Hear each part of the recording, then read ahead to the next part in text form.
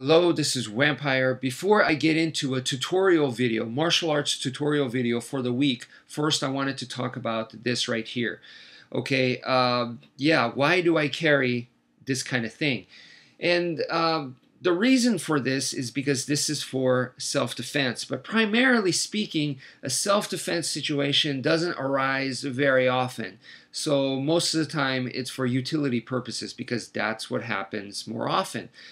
So it only makes sense to have it for utility because, like I said, that is what more frequently happens. Yeah, and there's also the survival aspect that also interests me. So if I'm ever in a situation where, you know, I need a knife to cut food or something, or to make clothing or something like that, then yes, this is there. So that's nice to know. One of the mean comments that probably anyone that is into this kind of stuff is going to receive is, why do you have to be a coward and use a weapon? Why can't you fight like a man and use your hands, your bare hands, you know?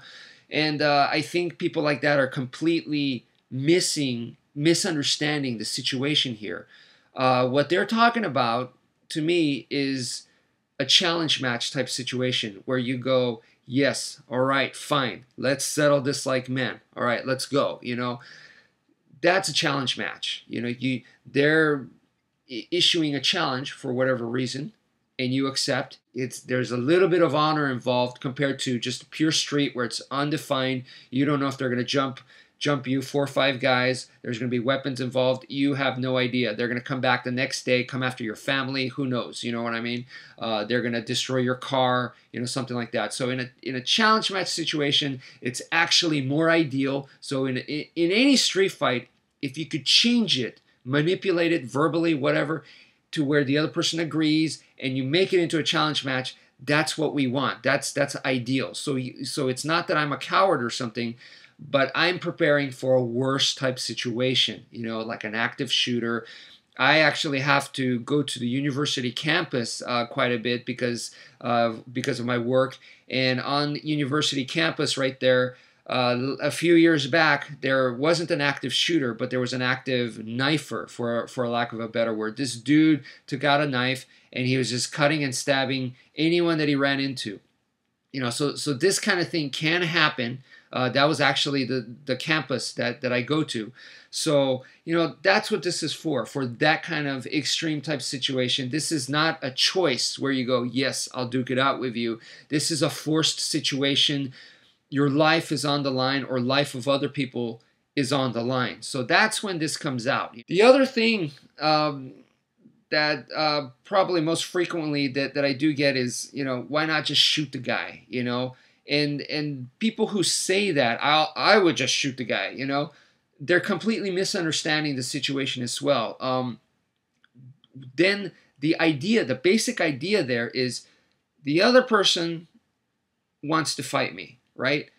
I'm going to use this. Why? Because this will give me an advantage. The other person has a knife. I'm going to shoot the guy. Why? Because it gives me more of an advantage. The other person has a gun. I'm going to have a custom gun that does more damage because, once again, you know, I want something better. I want to make sure that I am going to be in a better position, all right?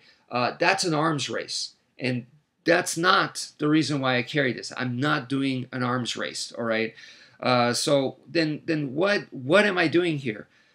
Plain and simple, okay? Just really plain and simple. And that's why it almost doesn't matter that this is not a combat knife, all right? The most basic premise here, all right, is that I don't want to touch the other person. This helps me protect my hand. So it doesn't even have to be the blade out, all right? It could just be this closed, all right? So that is the logic behind there.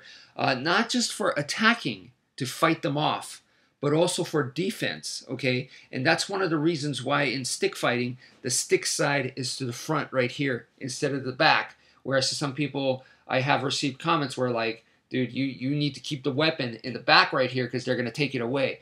Well, what they're misunderstanding here is that in this situation, when I'm getting attacked and in a self-defense situation, probably I'm going to be attacked. This is not preemptive. I'm not going after the guy, so my weapon's already out.